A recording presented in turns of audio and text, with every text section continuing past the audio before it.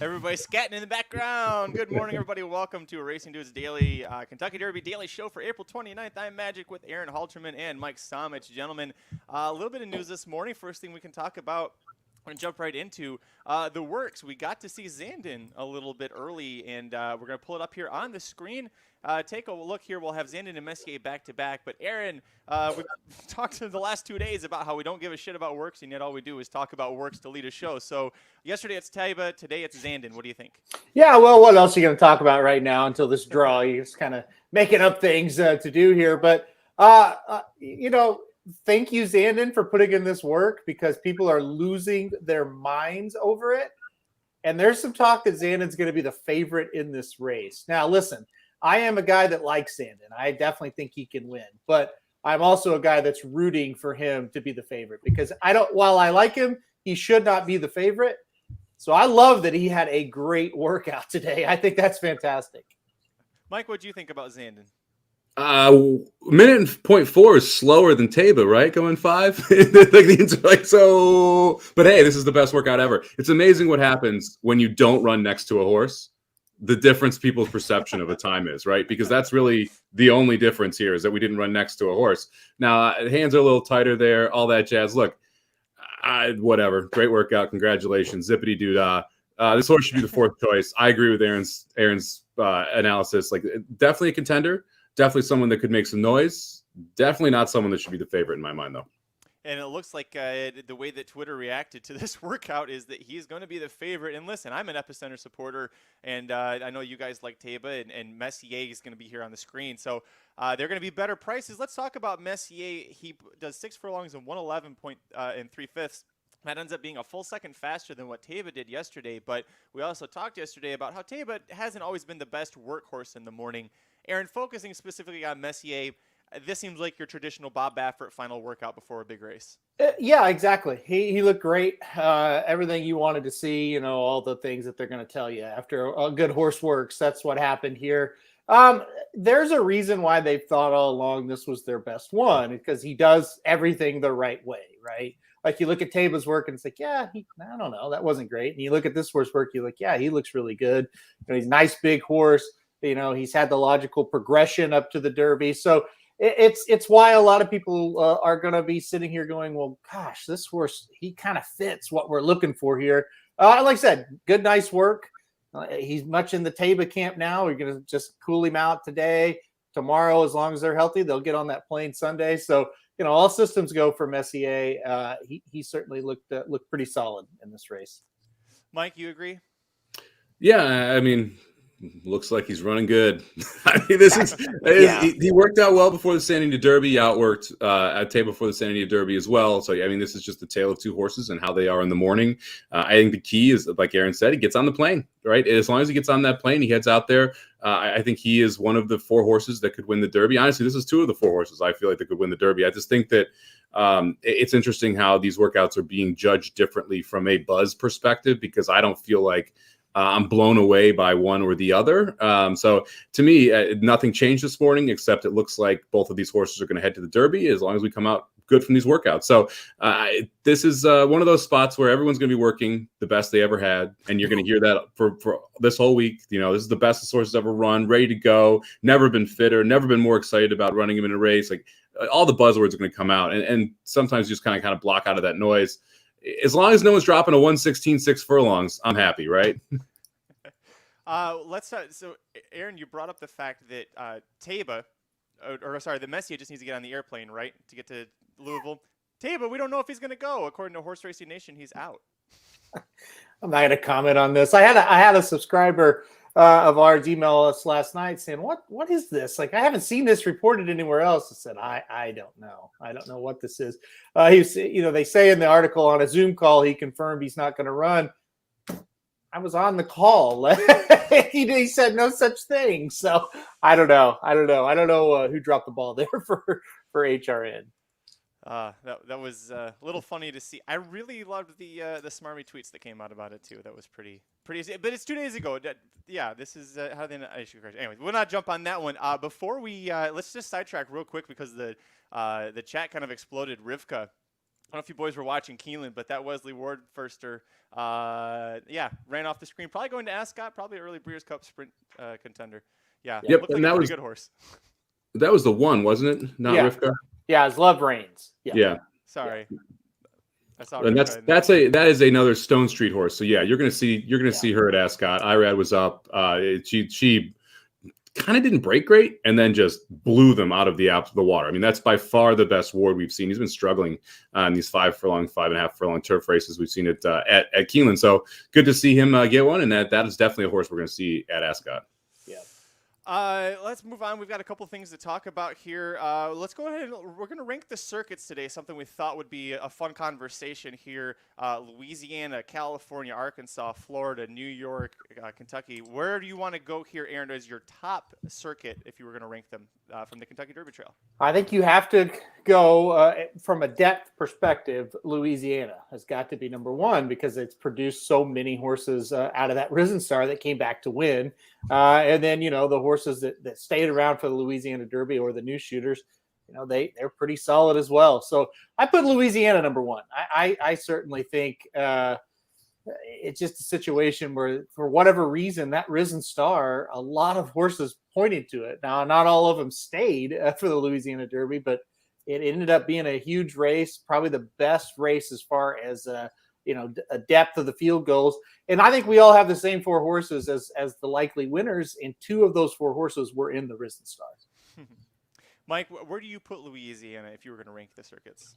I've got Louisiana second because, look, two of the four horses from California are in our top four as well. And so I would make the argument that California is the better circuit because I think if you said, hey, even money, you can have Zandon and Epicenter versus Messier and Taiba. I'm taking Messier and Taiba at even money. And so because of that, and we're taking those two, I'll go ahead and take that. Look, the depth, I agree with you, is better because, look, there's two horses you're taking in California. There's no one else that's really any interest, right? But the depth coming out of Louisiana is probably better. And you can talk about Zozos and Smile Happy ran there, and you've got Zandon who ran there. Well, Zandon's also kind of a New York horse if you want to go that direction, face Modongle up there in the Remsen. So the horses that came into Louisiana, yeah, they're underneath deeper. I'm not really calling them all Louisiana horses in that sense. And if we're talking about who's going to win the race, to me, I think that California is going to give you a better shot at winning the race than the horses coming out of Louisiana. I'm going to side with Aaron on this one. I'm going to go Louisiana slightly over California, but I think you can make you guys are making solid cases for both of them. I just keep looking back at that Risen Star field where Epicenter beat Smile Happy, Zandon, Pioneer Medina, Tawny Port. Slow Down Andy would be in the Derby if it was healthy. So a lot of horses in the Risen Star moving forward. But listen, the California, I guess if you go from percentage-wise, Mike, there's a good percentage that's coming out of the California circuit for the Derby. They just don't have the quantity. Aaron, is California number two for you pretty clearly? Yeah, absolutely. And the only reason I didn't rank it number one is we fall off wildly after the top two. I mean, wildly. So, there was just nothing out there past the top two in the Santa Anita Derby. And I will throw in Forbidden Kingdom because, he obviously had a problem in the Santa Anita Derby, but he was a nice horse. But, man, what was behind those horses? Wow, it's not great. And that, that's the one thing that does kind of worry you if you're going to back the California horses hard. Wait, they beat up maybe on each other, but gosh, there is nothing out there that's really tested them. But, thankfully we have times and speed figures to kind of tell us, well, maybe they will match up okay with these other horses. And workouts. Don't forget the morning works. Well, sure. Very important. So we're pretty much in agreement there. California, Louisiana, 1-2 is kind of a toss-up. 3 is where it gets interesting here. Mike, I'll go to you. Where do you have number 3? This is tough, man. I think 5 is the easiest after this. It's the 3 and the 4 are tough. I'm going to go with Florida 3, which it means also, I don't really know what Kentucky counts as, right? I mean, yeah, because if Zandon is technically Louisiana, then he's not Kentucky, right? And then we're just talking about Tiz the Bomb and Tawny Port, and then I definitely don't have Kentucky in that 3 spot. New York, I'm always generally against, but you had a really good time in the wood. We're going to talk a little about Modongle, but I'm going to go with Florida just because before the Florida Derby, Florida was 1A to Louisiana's 1B without having the Bafferts in. So to me, obviously Florida had to get downgraded because of what came out of that. But don't forget, if you like Modongle, Mo Donegal got waxed in Florida by White Barrio. Waxed. Never had a chance in that race.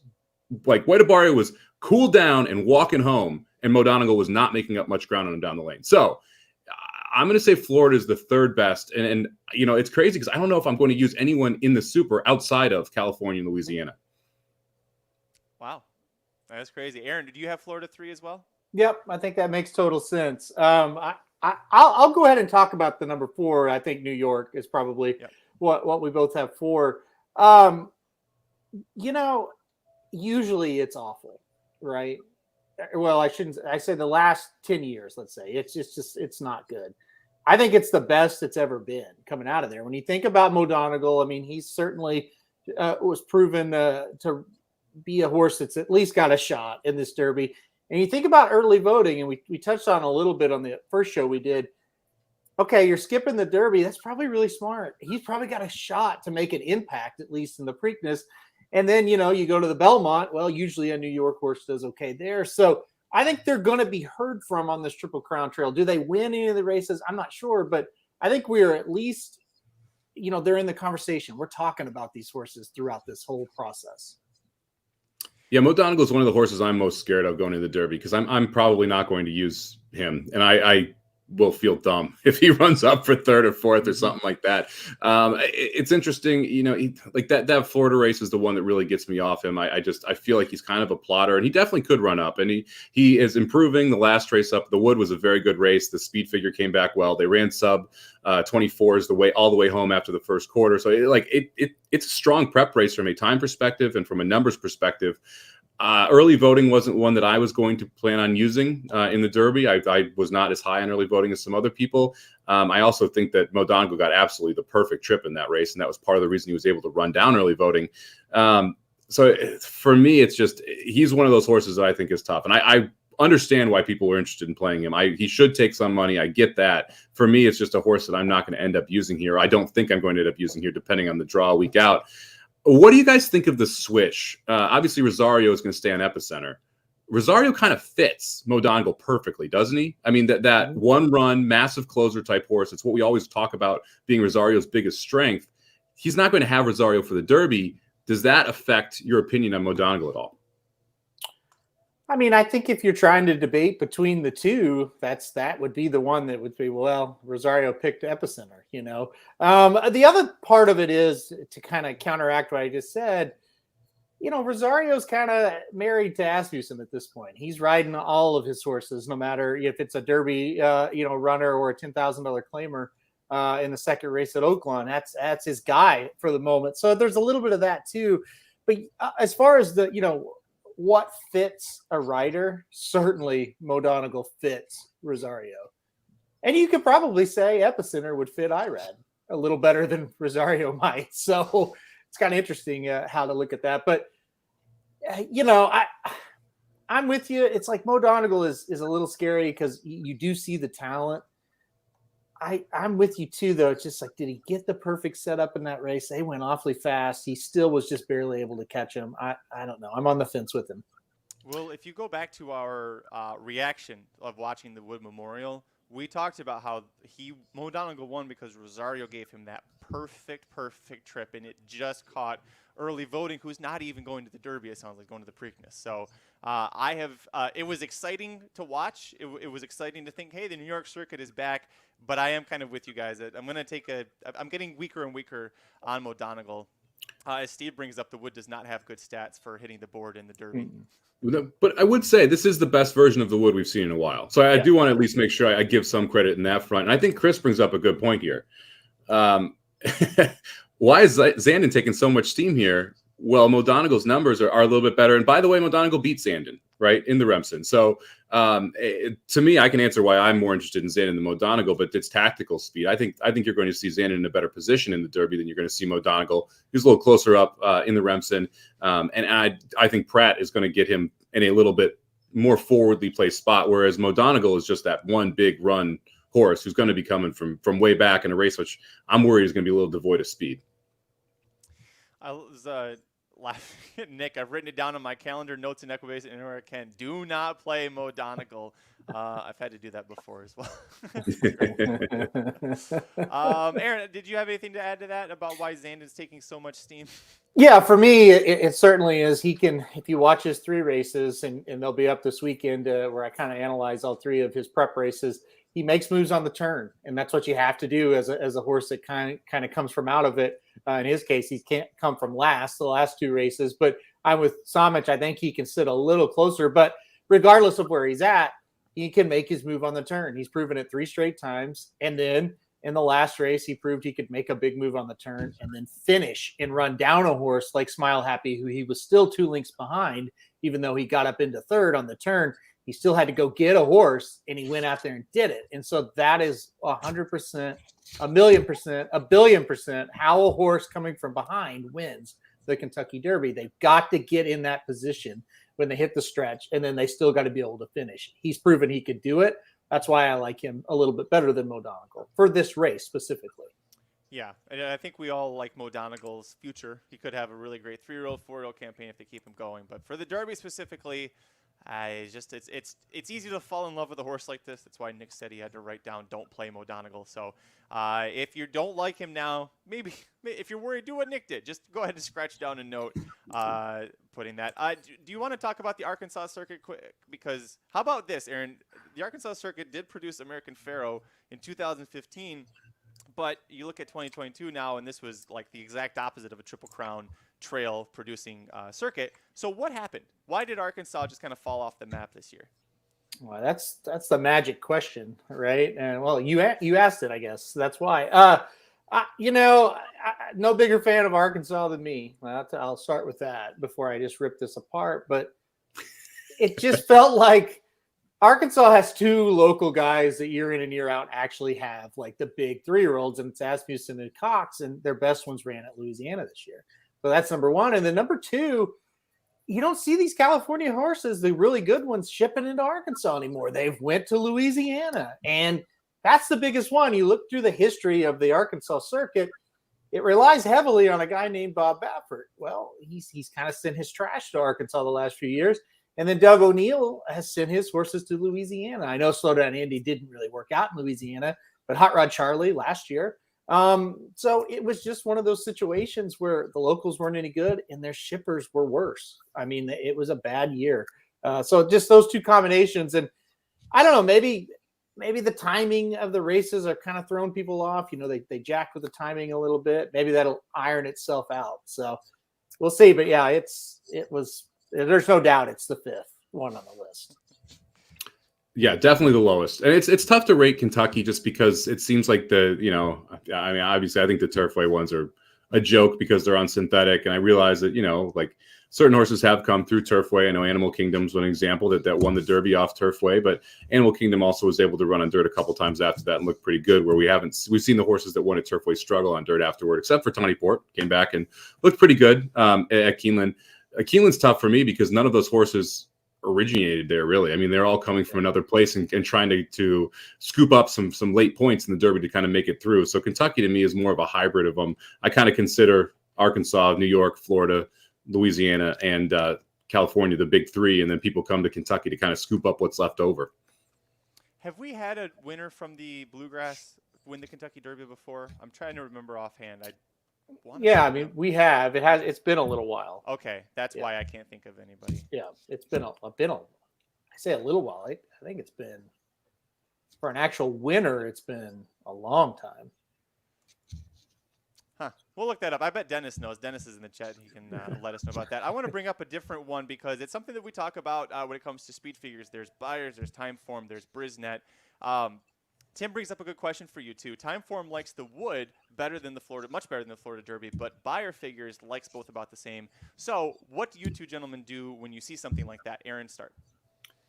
I understand how Timeforms are made, and so that's a big thing. Races that have strong paces, and that's what we had in the Wood with early voting, they tend to get higher Timeform numbers, and so that's probably why you see that difference in this specific situation.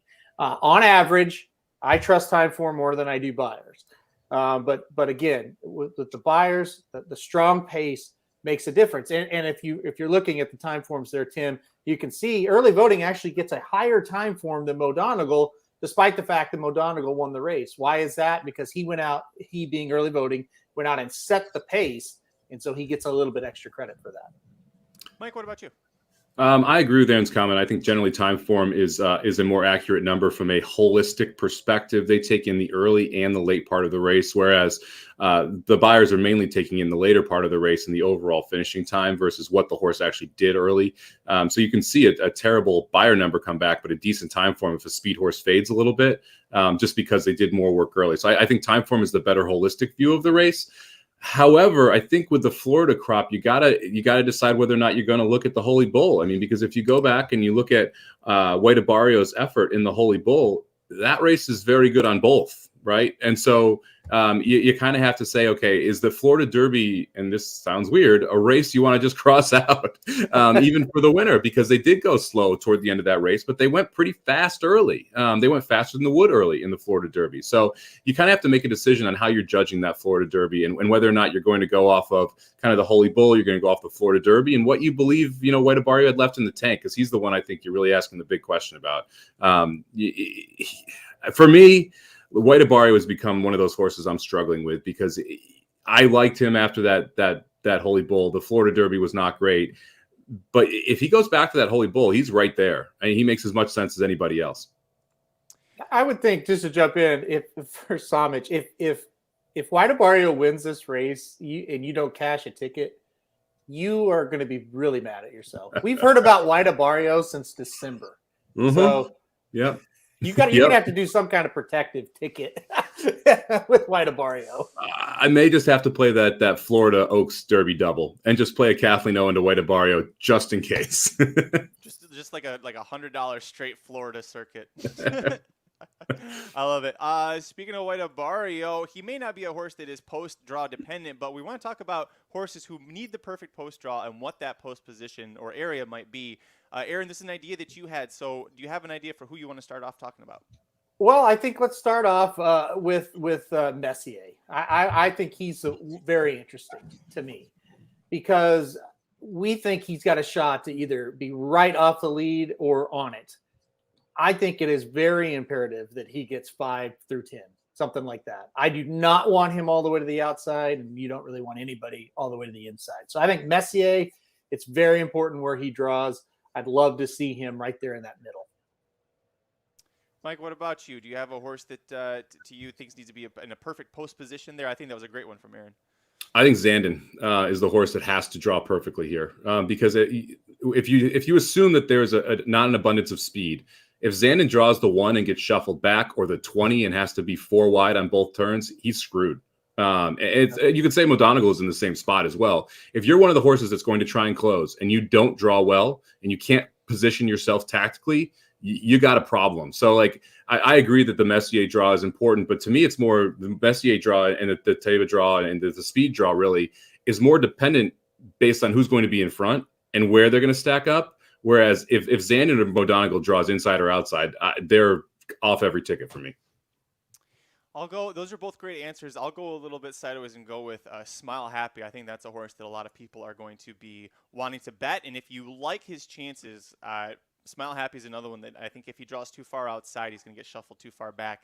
And he's going to be a lot of trouble. But you can say that for a lot of horses, right? And that kind of leads to what I thought was a great follow-up question here from Ken Falk. He says, with the draw being so important every year, does the winner of the Derby have to be between posts, say, 5 to 12 or so? Aaron, is that a good gap?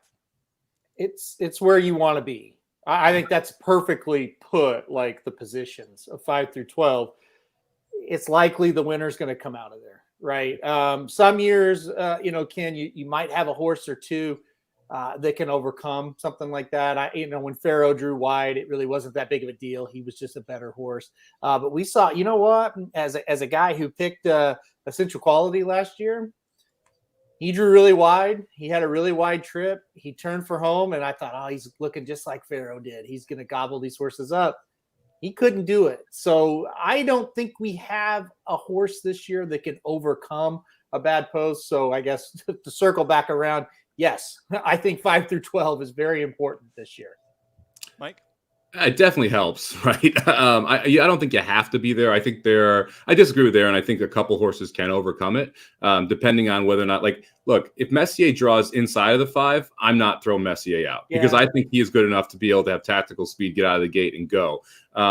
There are certain horses drawing in certain places that are more valuable to me, like Messier to the 20. That's a little more of a concern to me than Messier to the 3, right? And I think it depends on the horse's style, where they want to be early, and then who else draws there.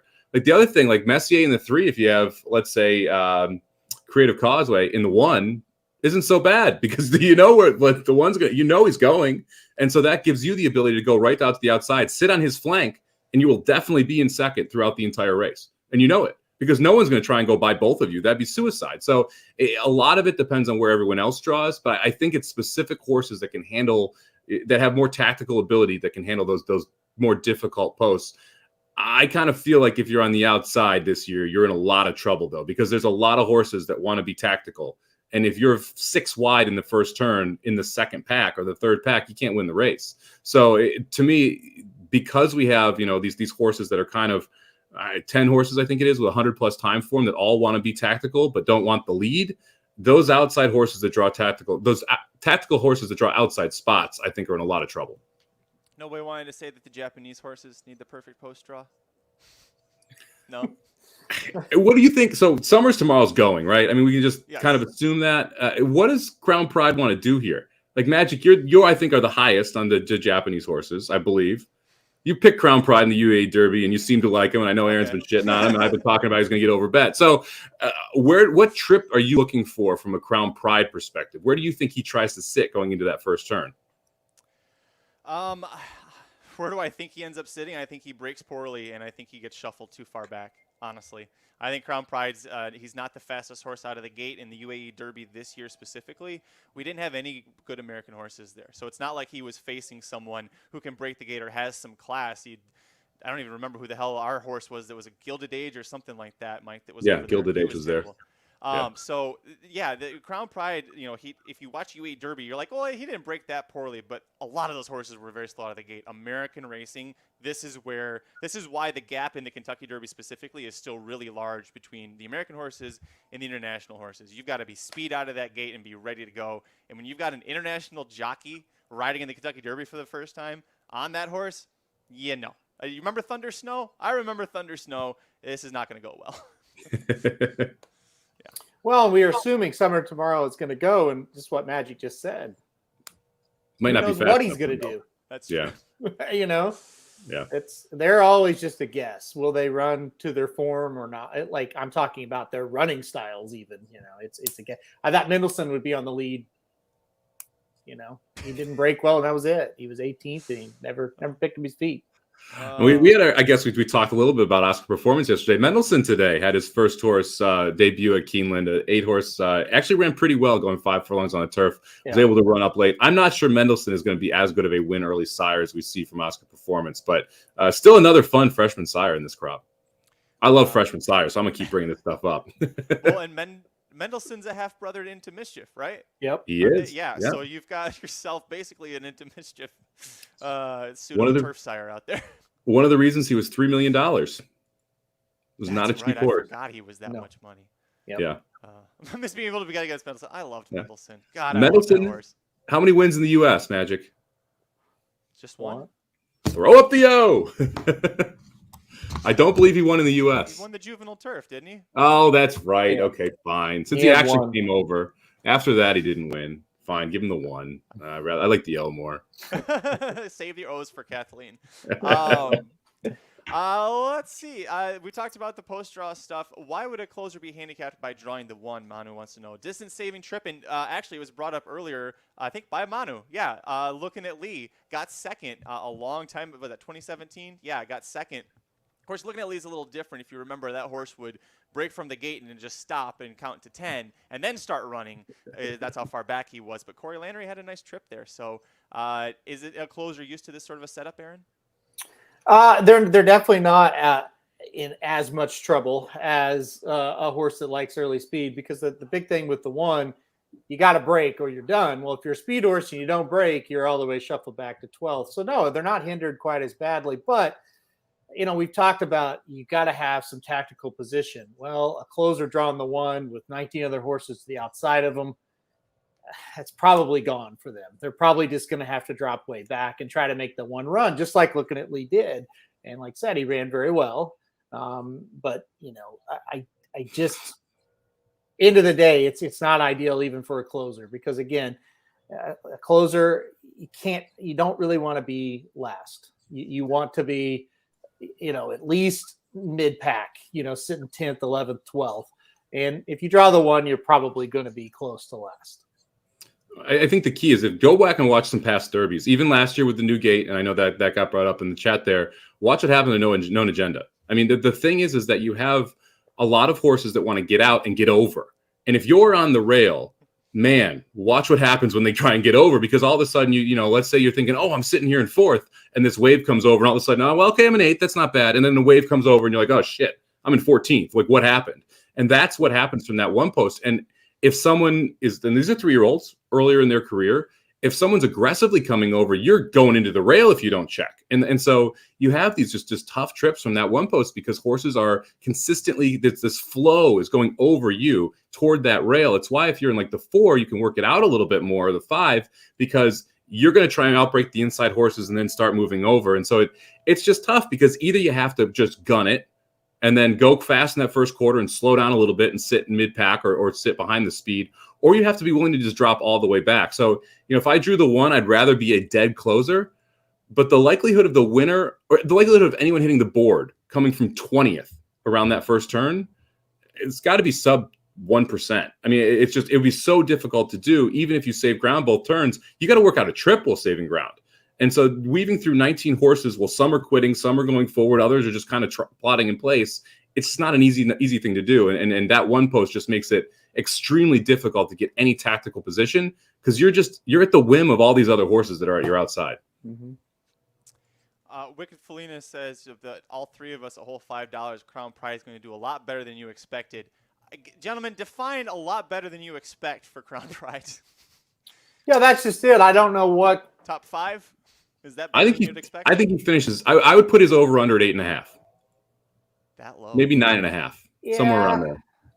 I would say mid pack. Yeah. So if you're saying Wicked Felina that the horse will finish in the top 5, I would take that bet for sure. If you're saying top 10, I mean, at that point it just kind of gets who's finishing, and maybe that horse will. Yeah. So I wouldn't do that. But top 5, I would take the bet. I don't think he finishes top 5. Yeah, over under for me would be 8.5 or 9.5, somewhere in that range. I think that's a fair spot, just because I know a handful of horses that I do like more than him, but there's just a lot against him as well. I'd be very surprised if he won. Be very surprised if he runs second. But maybe he could show up. I hope he does. It'd be a fun story if he does. Actually, I don't hope he does, because I won't bet him. But it would be a fun story if he does. Yeah, for sure. Let's talk about one more thing that could be fun that we can get out of here. Most likely to finish last in the Kentucky Derby. An interesting prop bet that Mike and I usually joke about on the Magic Mike show, but hey, Aaron's here. Let's put you on the spot. Who is most likely to finish last in the Kentucky Derby? Summers tomorrow. That's for me. I don't like the UAE Derby horse, and this is the 2nd place finisher in that race. So Summers tomorrow for me. Who knows what that horse will do? I think last is more likely than first. Let's put it that way. Mike, what about you? Who do you think is most likely to finish last? Oh, man, I think Summers tomorrow is a good choice. I think Classic Causeway could be a little interesting, although I also think you could include him in your super, because he's one of those horses where if the anchor drops, we're going way back. I think, Smile Jack, who ran 3rd in the Sandy Derby, definitely, or Happy Jack has a shot at being last. I also think Tiz the Bomb is a legitimate last place horse. I said it earlier this week. Horse is a turf horse. We saw what happened in Florida. If we're taking a dump all over the Florida circuit, and Tiz the Bomb got wrecked there. Like, I'm not sure how we think this horse is going to do well. What happens if Tiz the Bomb draws the 1 or the 20? I mean, no chance. It could be very, very bad for that horse. So, yeah, to me, I think that he's the most likely shorter priced horse to finish last. But yeah, Happy Jack and Summers tomorrow are probably logically the most likely horse to finish last.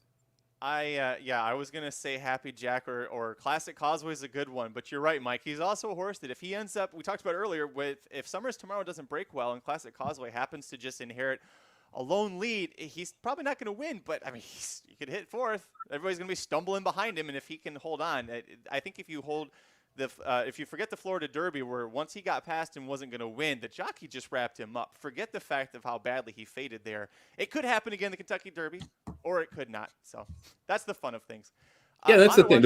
Sorry, go ahead. The Florida Derby was just too bad to believe. Like, you got to think he's better than that. He was better than that in Tampa. If you see 23-2, 47-4 go up, and Classic Causeway's in the lead, and you don't have him on your tickets, you should be a little concerned. He could do it. Like, it's possible. I'm not saying it's likely, but it's possible, and he's going to be 35-40-1. Nobody said Barbara Road. We were all very nice, and nobody said Barbara Road's finishing last in the Derby. To be fair, I really don't think Barbara Road will finish last. I do think he'll pass 2 or 3. Okay, so over under Barbara Road, 13.5, 12.5, 14.5. Where are we talking? Yeah, 12.5. I'd probably take that, and I would go under. Under as in finishes 13 or worse, right? Right. Yeah. Yeah. I'm sorry. Over. Yeah. I'm sorry. Yeah, you got it. A little backwards there. We got a question. Great question here from Dennis, and then we can wrap things up. Out of the dudes, who's going to be the most drunk after Oaks Day and miss first post for Derby Day? I'm going to amend this. Who's going to be the most drunk after Thurby and miss first post on Oaks Day? Because I think Saturday you guys are going to be still in recovery mode from Friday. Okay, here's the problem. This is an easy answer. Yeah, he's going to say, I know it's me, and it will be me at one point, but here's what you got to think, okay? These are the Friday, Saturday, even Thursday to some regard, 3 busiest days of the year. I can't do it. Who's going to be extremely hungover on the drive home Sunday? That's going to be me, because I will be, happy, hopefully, that we won. And also happy that we survived it in the Derby. So yeah, but I can't do it. I know, Bill. I can't do. There's no way I could do it. Let me break this down for you, okay? Let me break this down, Mel Kiper NFL draft style, okay? I can handle my alcohol the best, right? Jared drinks the least and also doesn't fall for peer pressure. This guy falls for peer pressure. Badly. And can't drink with me. Yep, that's true. And so if we start going, it's going to end poorly for someone right over here. Listen. I'll probably it'll be me, I'm sure, but it really can't be. It really shouldn't. Friday night will probably be my downfall. Yeah. Well, I'm driving 9 hours on Thursday. Yeah. So Thursday you should be safe, unless you and Jared go too hard at the racetrack. Yeah. Friday night and Saturday night, I mean, if Kathleen O wins Friday, I'm gonna be on one, and that could be a problem for everybody.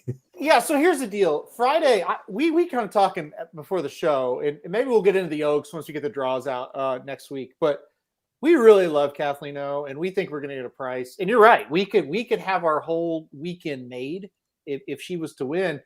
And I might have the attitude of, hey, where are we going and how late we staying out?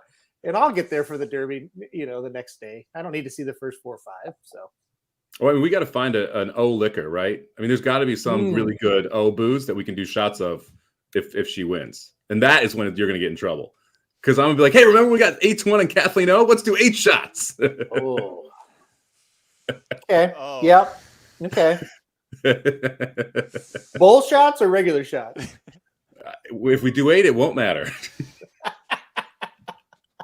One of us will be sleeping with a table on ourselves, and the other won't. 8 bowl shots. Dr. Miranda is going to have to come save your lives. Yeah. Here you go. Absolute orange, this guy. JL says. Oh, sorry, man. Vodka is my downfall. That might be the great equalizer if we go that route. We're getting vodka. You didn't care about me last time. I'm getting vodka. We're going crazy. Aaron lives the dream. Cheap drunk is great because you save money. Bill called you out because he says he watched the Breeders' Cup live cast numerous times. Bill, you've got a sick sense of humor, my friend. I appreciate it, especially because you said Ouzo. Like nobody, no. I'd rather do vodka. Well, I don't even know what that is. What's Ouzo? It's best that you don't. It's Magic. I drink Woodenville out of a bowl. Okay, so it's not Woodenville bad. What is it? No mint juleps. We're not that. Actually, you know what? I don't like those. Hot take: mint juleps suck. I really don't like mint juleps. I mean, that's a terrible opinion, but that's fine. They're not. They're overrated, but they are good. They're overrated. I guess is a little. I hate how much people. Here's my question for everyone who loves mint juleps: how many days a year do you drink them? Okay, you don't love them that much then, right? Because the answer's one. So let's just move along. It's like people who say, I love eggnog. Why the hell aren't you drinking eggnog in July then? Okay. What is Ozo? Somebody tell me what it is. Okay, yeah. Well, I think we know what Aaron's drinking when Kathleen O wins the Oaks. Dude, a lot of people in Kentucky especially get mad if I say that stuff. So, anyways, listen, we're gonna get out of here, but this is not the only time you're gonna see us today, because at 1:30 Pacific, 4:30 Eastern, Davey, pay attention, 4:30 Eastern, don't miss it this time. We have the live show for the Racing Dudes Tournament Challenge. I forgot about that. Covering the end of the Racing Dudes Tournament Challenge we're doing today. So the live show covering the last two races at Keeneland, Mike. I think Tampa's thrown in there, maybe some Belmont. But the Racing Dudes Tournament Challenge is starting soon, so make sure you go to racingdudes.com. If you're not a premium member yet, hurry up. You still got time. Join. It's just $10 to enter this really fun tournament. Mike, tell them what they win if they do well. Well, we are over 20 people, so you're going to get a decent cash prize. We're going to have our biggest pool. You have $150 site credit to the subscriber who finishes the highest. You can try and beat all of us. Miranda won the last week. I won the first week. You guys keep forgetting to mention that I won the first week. I get no love for this. So come back and try to take us all on. We'll be covering Tampa's 9th, Keeneland's 9th, Keeneland's 10th, and Belmont's 9th. So you can check those out. Join us live. We'll talk about those races, handicap them, tell you who we like, who we're betting, probably throw a couple bucks down on them at during the process. And you can also compare yourself to whoever's qualifying for NHC today. So there's a $75 NHC tournament going on as well over on horseplayers.com. So check out horsetourneys.com. If you're a subscribing member, go to your dashboard, click on Tournament Challenge, jump in for $10. It's a good old time. You can win some cash and prizes. Aaron's been trying to curse, Mike. We'll see if it worked for this one. Over at racingdudes.com, we've got a lot of content coming out for the Kentucky Derby. You see here that Mike has the Pace Makes the Derby, looking at the early pace preview before the draw. And if you ask nicely, I bet Saratoga Slim will come back next week and do a pace analysis once the draw is done. But you've got to ask nicely. Leave it below in the comments. Tell him that you want to come back. Actually, hit him up on Twitter at Saratoga Slim and tell him you want him back. Tons of content for the Kentucky Derby, how to pick the winner for it. Mike with his pace analysis. Halterman, that's true. Halterman goes straight to the lead early and then kind of fades late. Both times I've been in first, and then I've had a shot to, finish second last week or 2 weeks ago, win a month ago, and lost. Did you pick a horse over 3-1 today, or are you still sticking with all horses under 3-1? I just put who I have on the website. I don't even think about strategy. I don't care. I just put them all on there. I finished fourth both times. So yeah, in top 3 paid. Great job. Way to go. Oh, lots of snark already. Hey, if you're enjoying the snark, this is what it's like for an hour. So join us at 4:30. God damn it, 4:30 Eastern, 1:30 Pacific. I hate all these times that we have going on.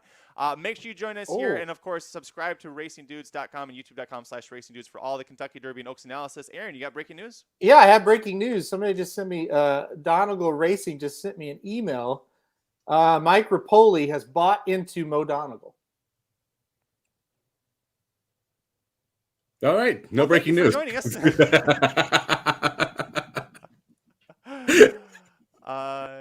Thank you to Donegal Racing for the update, I guess. Yeah, it's great. Congratulations. Yeah, all right. Anyways, on that note, follow us on Twitter. I'm at Curtis Kalleward. He is at Somobomb, 18, number 8. Corporate Overlords at racing_dudes. YouTube.com/racingdudes for all the Derby and Oaks Trail coverage, and racingdudes.com for free picks and analysis for every race, every track across the country.